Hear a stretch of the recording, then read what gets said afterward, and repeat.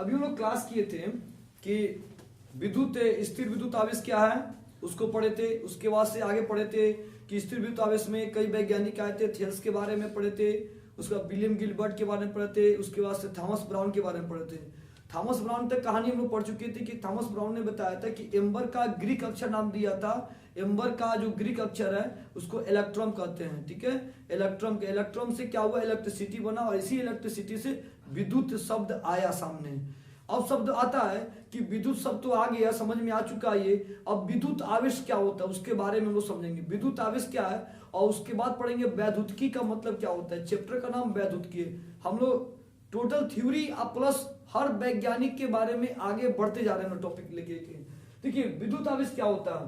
विद्युत आवेश एक भौतिक राशि है जिसे अर्जित प्राप्त कर लेने पर कोई पदार्थ विद्युन्मय बोलिए या आवेशित बोलिए, आवेशित हो जाता है और विद्युतीय गुणों को प्रदर्शित करता है।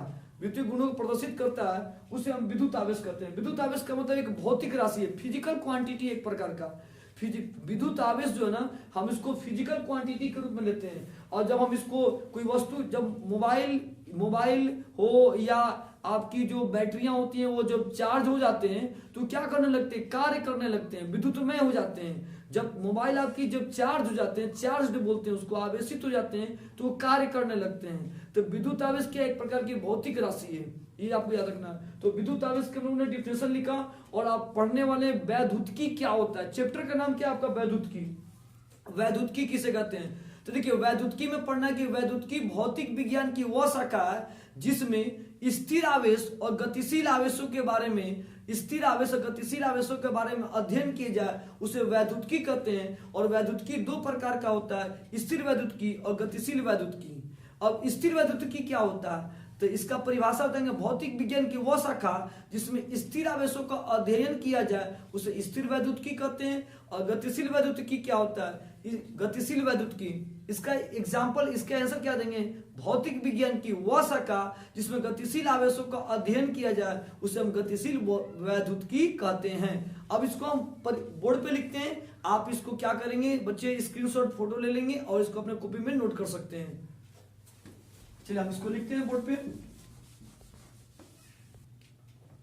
देखिए लोग वैद्युतिकी की परिभाषा हम लोगों ने अभी देख रहे हैं कि वैद्युतिकी क्या होती है। भौतिक विज्ञान की वह शाखा जिसके अंतर्गत स्थिर आवेशों या गतिशील आवेशों का अध्ययन किया जाता है उसे हम वैद्युतिकी कहते हैं। और वैद्युतिकी दो प्रकार के होते हैं, एक होता है स्थिर वैद्युतिकी, एक होता है गतिशील वैद्युतिकी।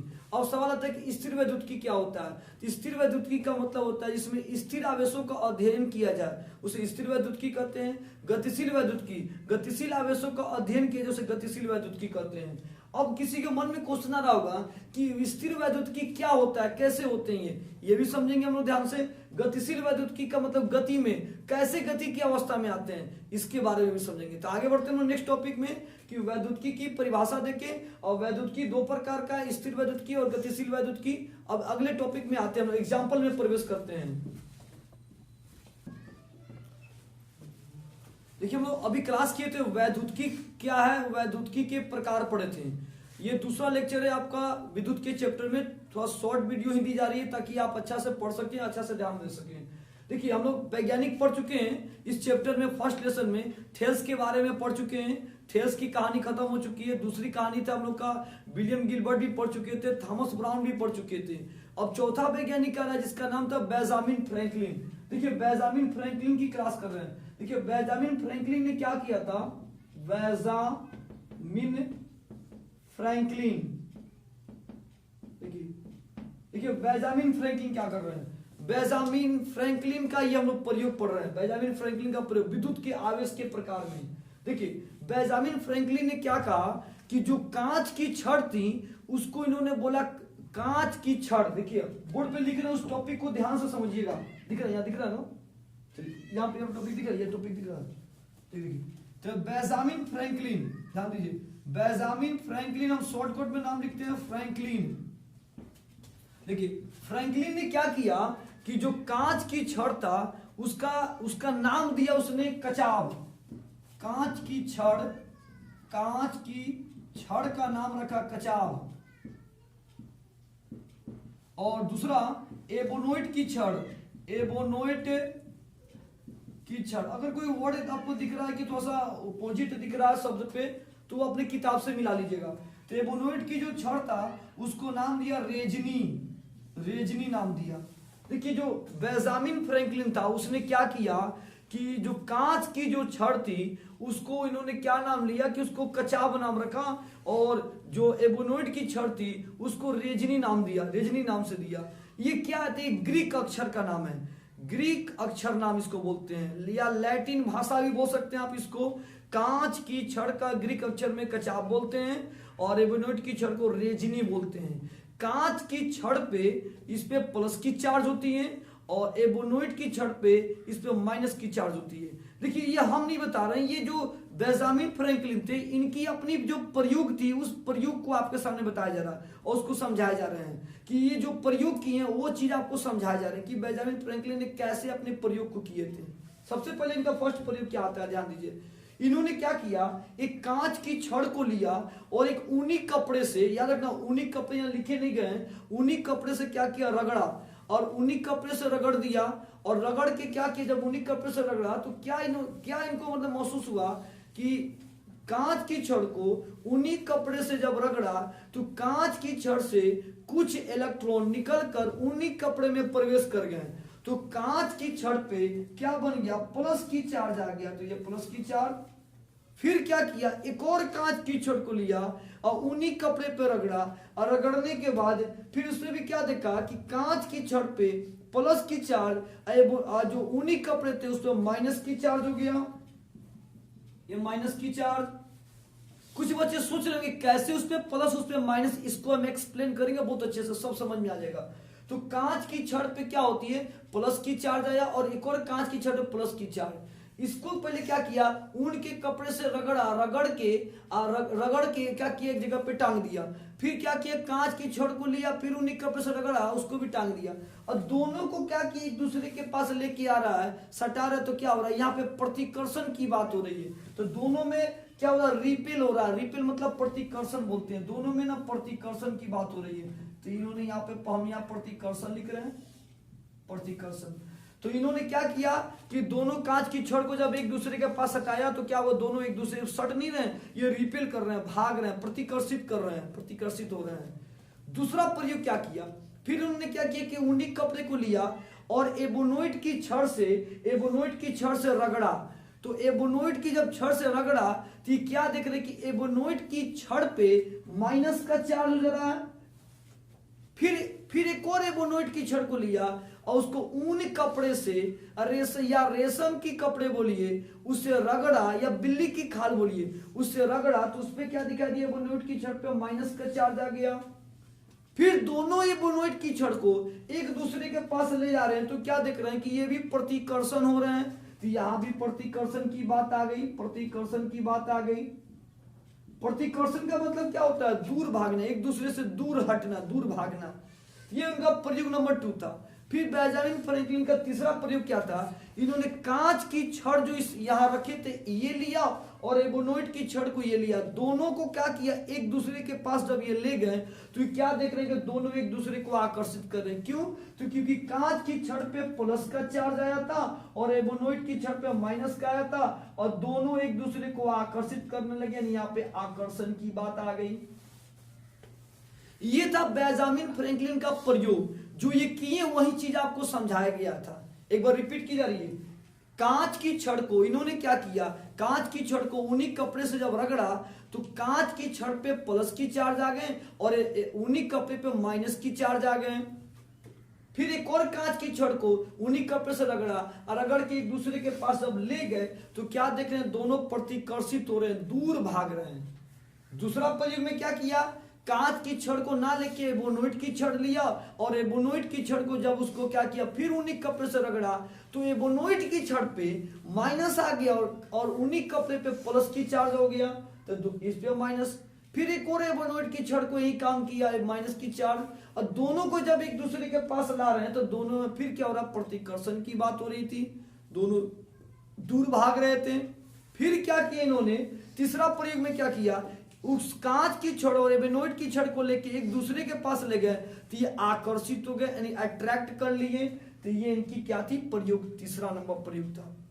अब इस तरह से कोई बच्चे सोच रहे होंगे कि कैसे किसी पे प्लस की चार्ज आ जाएगी, कैसे किसी पे माइनस की चार्ज आ जाएगी, उसको ध्यान से अभी समझते हैं। कुछ बच्चे ये भी सोच रहे होंगे कि कांच की छड़ क्यों लिए, एबोनोइट की छड़ क्यों लिए, दूसरा नहीं ले सकते थे।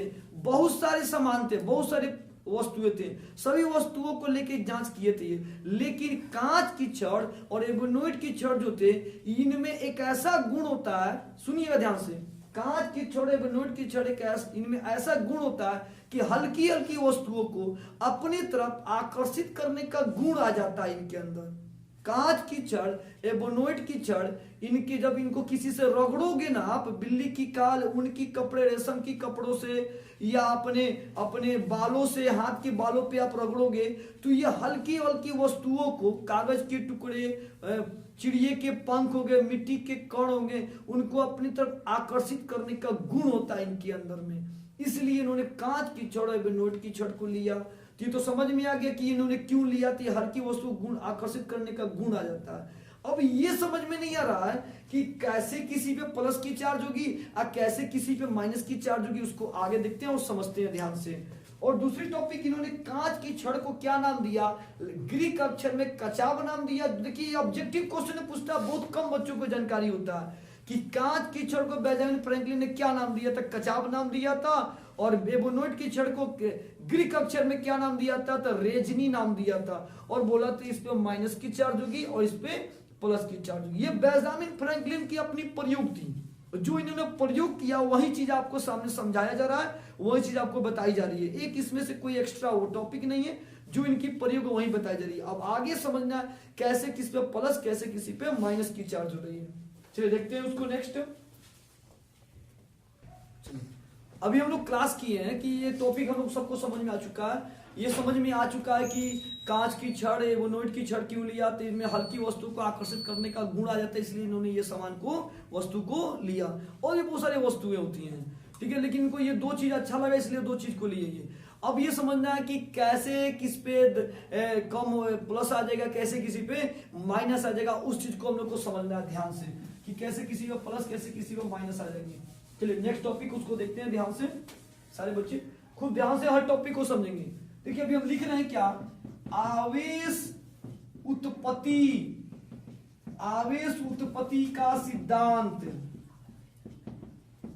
देखिए अभी का टॉपिक का नाम है आवेश उत्पत्ति का सिद्धांत। ये आवेश उत्पत्ति क्या होता है इसको ध्यान से देखते हैं। देखिए बोर्ड पे हो, आवेश उत्पत्ति मतलब आवेश कैसे उत्पन्न होते हैं, ये समझना, कहां किस पे प्लस, कहां किस पे माइनस होंगे, इसको हम लोग को क्लियर समझना है। देखिए आप पढ़े हैं कि दुनिया में जितनी भी पदार्थ हैं, ध्यान से समझिएगा, दुनिया में जितनी भी पदार्थ हैं सभी अणु से मिलकर बने हैं, सभी अणुओं से मिलकर बने हैं, सबको पता है। और जो अणुएं होती हैं वो किससे बनी है, तो वो परमाणुओं से मिलकर बनी है। अणुएं जो हैं वो परमाणुओं से मिलकर बनी है। और आपको पता होना चाहिए कि परमाणु का समस्त भार, परमाणु का जो समस्त भार होता है, वो समस्त भार कहां होता है, केंद्र में होता है, केंद्र में होता है, केंद्रीय बोलेंगे यहाँ पे, केंद्रीय में होता है, केंद्रीय भाग में होता है। यानी परमाणु का समस्त भार केंद्रीय भाग में होता है। और इस केंद्रीय भाग को हम क्या नाम देते हैं, नाभिक कहते हैं। और ये भी पता होना चाहिए कि नाभिक जो होते हैं वो किस चीज के बने होते हैं, नाभिक के न्यूट्रॉन और प्रोटॉन के मिलने से बने होते हैं, जिसको हम लोग न्यूक्लियन कहते हैं। यानी एक बार फिर रिपीट कर रहे हैं हम लोग, सभी पदार्थ अणुओं से मिलकर बने हैं और अणु परमाणुओं से मिलकर बने। परमाणुओं का समस्त भाग केंद्रीय भाग में होता है, जिसको हम लोग नाभिक कहते हैं। और नाभिक में क्या होते हैं, न्यूट्रॉन और प्रोटॉन होते हैं, इन्हीं के मिलने से नाभिक का निर्माण होता है, जिसे हम न्यूक्लियन कहते हैं, न्यूक्लियन कहते हैं। और आपको पता होना चाहिए कि यहाँ पे देखिए हम एक टॉपिक लिख रहे हैं, एक नंबर में, नंबर ऑफ इलेक्ट्रॉन, माने नंबर ऑफ इलेक्ट्रॉन की संख्या equal to number of proton की संख्या। मतलब इलेक्ट्रॉन की संख्या और प्रोटॉन की संख्या दोनों एक दूसरे की क्या होती है, बराबर होती है। याद रखिएगा, जितनी इलेक्ट्रॉन की संख्या होती है उतनी प्रोटॉन की भी संख्या होती है। और दूसरा चीज कि चार्ज, जितना इलेक्ट्रॉन पे चार्ज होता है उतना ही चार्ज प्रोटॉन पे भी होता है। याद है आप सबको, पढ़े होंगे आप छोटी क्लास में, जितना इलेक्ट्रॉन पे जो चार्ज होता है वही चार्ज प्रोटॉन पे भी होता है। ठीक है, तो आपको पता है कि इलेक्ट्रॉन पे चार्ज कितना होता है, तो 1.6 गुने 10 के पावर माइनस 31 कूलाम होता है। ठीक है, 10 के power minus 31 coulomb, 19 coulomb, sorry 10 के पावर माइनस 19 कूलाम होता है। तो इलेक्ट्रॉन पे जो चार्जिंग होती है 1.6 10 के पावर माइनस 19 क्या होती है, कूलाम होती है। तो ये हम लोग इसके बारे में पढ़े, लेकिन हम लोग को यहाँ तो पढ़ना है कि आवेश उत्पत्ति, आवेश उत्पन्न कैसे हो रहा है उसको देखते हैं। सवाल में इसको स्क्रीनशॉट ले चुके होंगे, आगे देखते हैं हम टॉपिक। तो ये होते कैसे हैं, देखिए ध्यान से। आपको पता है कि नाभिक में क्या होते हैं कि न्यूट्रॉन और प्रोटॉन होते हैं। तो ये आपका, ये मान लीजिए नाभिक हो गया, ये आपका परमाणु का सेल हो गया, ये परमाणु का सेल हो गया। अब देखिए यहाँ पे इलेक्ट्रॉन आपके मौजूद हैं, और इस जगह पे क्या मौजूद है, तो न्यूट्रॉन और प्रोटॉन मौजूद है आपके। और इलेक्ट्रॉन पे किसका चार्जिंग, माइनस की चार्जिंग होती है। ध्यान से देखिए अच्छे से। हम लोग क्या करते हैं, आप पढ़े होंगे केमिस्ट्री में, पढ़ेंगे आयनन एंथैल्पी क्या होता है, आयनन एंथैल्पी के बारे में। ये जो बाहर की जो हमारे जो बाहर जो यहाँ पे इलेक्ट्रॉन है, सपोज मान लीजिए कि इसको हम किसी से हम रगड़ते हैं, रगड़ करते हैं, तो जब रगड़ करेंगे तो क्या होगा कि यहाँ से इलेक्ट्रॉन किसी पर रगड़ करेंगे तो बाह्यतम सेल के जो इलेक्ट्रॉन होंगे वो वहां से क्या होंगे, स्थानांतरित हो जाएंगे, वहां से हट जाएंगे। और जब आपको पता है कि वहां से जब सीधे सीधे आप दिमाग लगाइए कि जब हम किसी चीज को रगड़ते हैं, जैसे मान लीजिए दो वस्तु को हमने लिया और इसको रगड़ रहा है, जब इसको रगड़ेंगे तो इसमें से कुछ कण निकल कर इसके अंदर प्रवेश कर जाएगा। ये बेंजामिन फ्रैंकलिन बोल रहे हैं कि जब रगड़ेंगे एक वस्तु को, जब दूसरे पर रगड़ेंगे तो एक में से कुछ कण निकल कर दूसरे के अंदर चल जाएगा। तो जिसमें से निकल कर जाएगा उस पर क्या होता है, प्लस की चार्ज, उसको धन आवेश कहते हैं। उसके अंदर इलेक्ट्रॉन की कमी हो जाती है। तो जहां इलेक्ट्रॉन की कमी होगी वहां प्लस की चार्ज होगी, और जहां इलेक्ट्रॉन की संख्या बढ़ जाएगी, वृद्धि होगी, वहां पे माइनस की चार्ज होगी। ये आपके आवेश उत्पत्ति का सिद्धांत हम लोग समझे। आवेश उत्पत्ति के सिद्धांत में क्या समझे कि अगर किसी वस्तु को हम एक वस्तु को दूसरे पर जब हम रगड़ते हैं तो रगड़ेंगे तो क्या होगा कि एक में से कण निकल के दूसरे के अंदर जाएंगे। तो जब जाएंगे तो वो वस्तु क्या हो जाएगा, हल्का हो जाएगा। वो वस्तु हल्का होगा, जिसके अंदर जाएंगे तो उसके अंदर क्या हो जाएगी, उसकी द्रव्यमान की संख्या क्या हो जाएगी, बढ़ जाएगी। उसकी संख्या क्या हो जाएगी, बढ़ जाएगी। तो जिसके अंदर से निकलेगा त्याग कर रहा है या उसके अंदर वो उसकी संख्या कम हो रही है तो उस पर प्लस की चार्ज आ जाएगी, उसको प्लस की चार्ज आ जाएगी, वो धन आवेश बनाएगा। और जिसके अंदर प्रवेश होगी वो क्या हो जाएगा, ऋण आवेश बनाएगा, उसको हम लोग ऋण निगेटिव चार्ज करते हैं। यानी आवेश दो प्रकार के हो गए, धन आवेश, ऋण आवेश। धन आवेश का मतलब क्या होता है, जहां इलेक्ट्रॉन का त्याग होगा, इलेक्ट्रॉन का त्याग या कमी होगी वह प्लस की चार्ज होगी। और जहां इलेक्ट्रॉन ग्रहण की जाएगी या उसकी संख्या बढ़ रही है तो उसे हम क्या बोलते हैं, ऋण आवेश कहते हैं। इसकी थ्योरी भी बोर्ड पर लिख दी जाएगी, आप उसको स्क्रीनशॉट फोटो ले लेंगे। तो धन आवेश, ऋण आवेश समझ में आ चुका। ये हमारी प्रयोग नहीं थी, ये बेंजामिन फ्रैंकलिन जो प्रयोग किए थे उनका ये स्टेटमेंट, और उनके स्टेटमेंट को हमने आपको समझाया। लास्ट रिपीट, पदार्थ, सभी पदार्थ परमाणु से, अणु से मिलकर बने, अणु परमाणु से मिलकर बने। परमाणु का समस्त भाग केंद्रीय भाग में होता है जिसको नाभिक कहते हैं, और नाभिक में न्यूट्रॉन और प्रोटॉन होते हैं। और प्रोटॉन पे आपको पता है कि प्लस की चार्ज होते हैं, और न्यूट्रॉन पे क्या होता है, कोई चार्ज नहीं होते, नो चार्ज होता है। कटिस का मतलब नो चार्ज होता है। जबकि इलेक्ट्रॉन पे क्या होते हैं, माइनस के चार्ज होते हैं। चारों तरफ क्या होता है, परमाणु के सेल में ये चक्कर काटते रहते हैं। अब हम किसी वस्तु को, अब इस पे हम क्या करते हैं, बाहर से अगर ऊर्जा इस पे देते हैं या हीट देते हैं तो ये इलेक्ट्रॉन यहाँ से क्या होता है, निकल कर कहीं दूसरी जगह पे चले जाते हैं। जब ये यहाँ से इलेक्ट्रॉन हट जाएंगे ऊर्जा देने पे, उष्मा देने पे, तो यहाँ पे संख्या क्या हो जाएगी, कम हो जाएगी। ये हमारी प्रयोग नहीं थी, बेंजामिन फ्रैंकलिन का प्रयोग था जो आपको समझाई गई थी। आज फिजिक्स का लेक्चर नंबर 2 में आपको समझाया गया। इस टॉपिक को आप ध्यान से इसको समझेंगे। आगे की क्लास में आपको समझाए जाएंगे कि इसकी अगली टॉपिक क्या है, जो आपको बताए जाएंगे। लेक्चर 3 में विद्युत के स्थिर वैद्युतिकी के बारे में आगे क्लास बढ़ेगा। उसमें आप पढ़ेंगे विद्युत क्षेत्र क्या, विद्युत क्षेत्र की तीव्रता कैसे उत्पन्न होती है, विद्युत बल्ब क्या होते हैं, विद्युत बल क्या होते हैं, उसकी आगे क्लास की जाएगी। स्टॉप की जा रही है क्लास।